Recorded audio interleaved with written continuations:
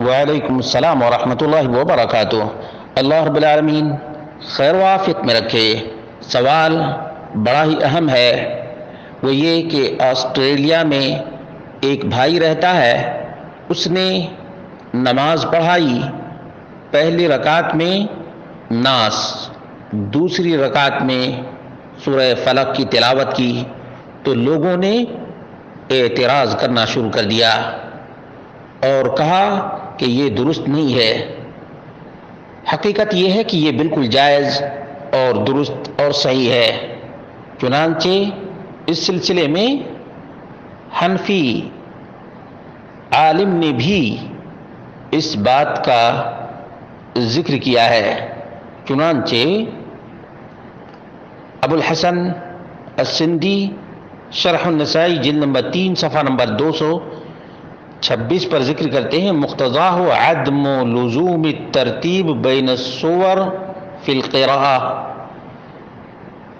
اس کا تقاضا تو یہ ہے کہ نماز کی قرات میں سورتوں کی ترتیب لازم نہیں ہے، لازم نہیں ہے۔ اسی طرح سے انس بن مالک رضی اللہ عنہ سے مروی ہے، کان رجل من الانصار یؤمہم فی مسجد قباء، ایک انصاری مسجد قباء میں امامت کیا کرتے تھے۔ وَكَانَ كُلَّمَا افتتح سُورَةً يَقْرَأُ بِهَا لَهُمْ فِي الصَّلَاةِ مِمَّا يَقْرَأُ بِهِ افتتح بِقُلْ هُوَ اللَّهُ أَحَدٌ حَتَّى يَفْرُغَ مِنْهَا ثُمَّ يَقْرَأُ سُورَةً أُخْرَى مَعَهَا وَكَانَ يَصْنَعُ ذَلِكَ فِي كُلِّ رَكْعَةٍ فَكَلَّمَهُ أَصْحَابُهُ فَقَالُوا إِنَّكَ تفتح بهذه السورة ثم لا ترى أنها تجزئك حتى تقرأ بأخرى فإما أن تقرأ بها وإما أن تدعها وتقرأ بأخرى، فقال ما أنا بتاركها، إن أحببتم أن أؤمكم بذلك فعلت وإن كرهتم تركتكم، وكانوا يرون أنه من أفضلهم وكرهوا أن يؤمهم غيره، فلما أتاهم النبي صلى الله عليه وسلم أخبروه الخبر فقال يا فلان ما يمنعك أن تفعل ما يأمرك به أصحابك وما يحملك على لزوم هذه السورة في كل ركعة؟ فقال إني أحبها، فقال حبك إياها أدخلك الجنة، صحیح البخاری معلقاً، ترمذی من طریق البخاری 2901۔ یہ صحیح ترین روایت ہے کہ ایک انصاری صحابی مسجد قباء میں لوگوں کی امامت کیا کرتے تھے، اور جب بھی نماز پڑھاتے تو فاتحہ کے بعد سب سے پہلے قل هو اللہ احد پڑھتے، اس کے بعد دوسری سورہ پڑھا کرتے تھے۔ تو ان کے مقتدیوں نے کہا کہ تم ہر رکعت میں فاتحہ کے بعد سورہ اخلاص پڑھتے ہو، کیا تمہارے لیے ایک ہی سورہ کافی نہیں ہے کہ تم دوسری سورت بھی ملاتے ہو؟ یا تو تم سورہ اخلاص کو چھوڑ دو یا دوسری سورت کو چھوڑ دو۔ تو انہوں نے کیا کہا کہ میں ایسا نہیں کروں گا، اگر تمہیں پسند ہے تو تمہاری امامت کروں گا، اور تمہیں پسند نہیں ہے تو تم لوگوں کو چھوڑ دوں گا۔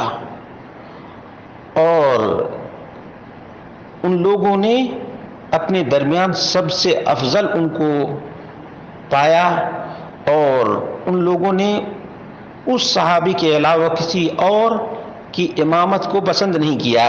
جب رسول اللہ صلی اللہ علیہ وسلم آئے تو لوگوں نے بتایا کہ ہمارا جو امام ہے وہ ہر رکعت میں فاتحہ کے بعد سورۃ الاخلاص پڑھتا ہے، اس کے بعد دوسری سورت پڑھتا ہے۔ تو اللہ کے رسول صلی اللہ علیہ وسلم نے فرمایا کہ تم ایسا کیوں کرتے ہو؟ وما يحملك على لزوم هذه السورة في كل ركعة، کون سی چیز تمہیں آمادہ کرتی ہے کہ ہر رکعت میں سورہ اخلاص پڑھو؟ تو اس امام نے کہا، انصاری صحابی امام نے کہا، میں سورہ اخلاص کو بہت پسند کرتا ہوں۔ نبی مکرم صلی اللہ علیہ وسلم نے فرمایا کہ اس سورہ کی محبت تمہیں جنت میں لے جائے گی۔ بخاری اور ترمذی کے اندر مذکور ہے۔ معلوم یہ ہوا کہ ہر سورہ سے پہلے سورہ اخلاص پڑھتے تھے، اس کے بعد کوئی بھی سورت پڑھا کرتے تھے۔ اگر ترتیب لازم ہوتی سورتوں کے درمیان تو یہ صحابی کبھی ایسا نہ کرتے۔ اس میں جو اہم بات ہے وہ یہ ہے کہ قراءۃ الرجل سورۃ الاخلاص فی صلاته قبل المتقدم علیہ، وقد اقر النبی صلی اللہ علیہ وسلم، نبی کریم صلی اللہ علیہ وسلم نے اقرار کیا کہ کسی بھی سورت سے پہلے سورہ اخلاص وہ پڑھا کرتے تھے۔ اسی طرح سے عمر فاروق رضی اللہ عنہ سورتوں میں ترتیب کا لحاظ نہیں کرتے، بلکہ مقدم کو مؤخر اور مؤخر کو مقدم کر دیا کرتے تھے۔ قال الامام البخاری، صحیح بخاری پڑھ لیا کریں، اس سے اختلاف انشاءاللہ ختم ہو جائے گا۔ وقرأ الاحنف بالکہف فی الاولی وفی الثانیۃ بیوسف او یونس، احنف بن قیس نے پہلی رکعت میں سورۃ الکہف پڑھی، دوسری رکعت میں سورہ یوسف یا سورہ یونس۔ وذکر انہ صلی مع عمر بن الخطاب رضی اللہ عنہ الصبح بہما، اور احنف بن قیس نے یہ بھی بیان کیا کہ انہوں نے عمر بن خطاب رضی اللہ عنہ کے ساتھ صبح فجر کی نماز بھی انہی دونوں صورتوں کے ساتھ پڑھی ہے۔ معلوم یہ ہوا کہ صورتوں کی ترتیب لازم نہیں ہے، کیونکہ پہلے سورہ کہف، جبکہ یہ سورہ کہف 15 اور 16 پارے میں ہے، اور سورہ یوسف اور سورہ یونس یہ کہاں؟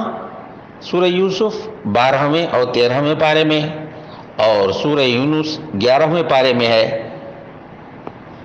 ترتیب لازم ہوتی تو کبھی ایسا احنف بن قیس نہیں کرتے اور نہ عمر فاروق ایسا کرتے۔ اسی طرح سے امام بخاری نے ایک باب باندھا ہے، باب الجمع بین سورتین فی الرکعہ، کہ دو صورتوں کو ایک ہی رکعت میں پڑھنے کا بیان۔ کتاب الاذان میں آپ دیکھ سکتے ہیں۔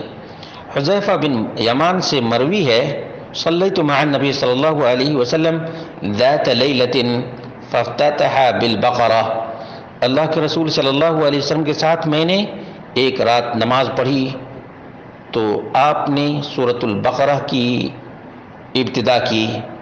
فقلت یرکع عند المئہ، میں نے اپنے دل میں کہا کہ جب 100 آیت مکمل ہو جائے گی تو رکوع کریں گے۔ ثم مضى، اللہ کے رسول صلی اللہ علیہ وسلم پھر آگے بڑھتے رہے۔ فقلت یصلی بها فی رکعہ، کہ ایک رکعت میں اس کو مکمل کر دیں گے۔ فمضى، آگے بڑھتے رہے پڑھتے ہی رہے۔ فقلت یرکع بها ثم افتتح النساء، سورۃ البقرہ کے بعد اللہ کے رسول صلی اللہ علیہ وسلم نے سورۃ النساء کی تلاوت کی۔ ثم افتتح آل عمران فقرأ، پھر اللہ کے رسول صلی اللہ علیہ وسلم نے آل عمران کی تلاوت کی۔ یہ صحیح مسلم کے اندر ہے 772۔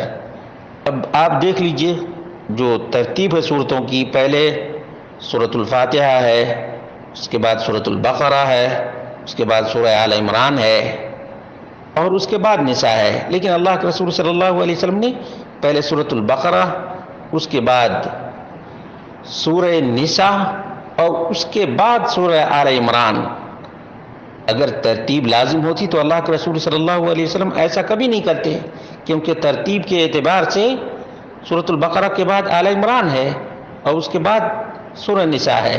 لیکن اللہ کے رسول صلی اللہ علیہ وسلم نے سورۃ البقرہ پہلے اور سورۃ النساء دوسرے نمبر پہ اور سورہ آل عمران تیسرے نمبر پہ پڑھی۔ اس سے بھی معلوم ہوتا ہے کہ قرآنی صورتوں کی ترتیب نماز میں لازم اور ضروری نہیں ہے۔ اس مسئلے کو اچھی طرح سمجھ لیجئے، اور دلائل کی روشنی میں کچھ اور بھی دلائل ہیں، لیکن اختصار کے پیش نظر اتنی ہی پر اکتفا کیا جا رہا ہے۔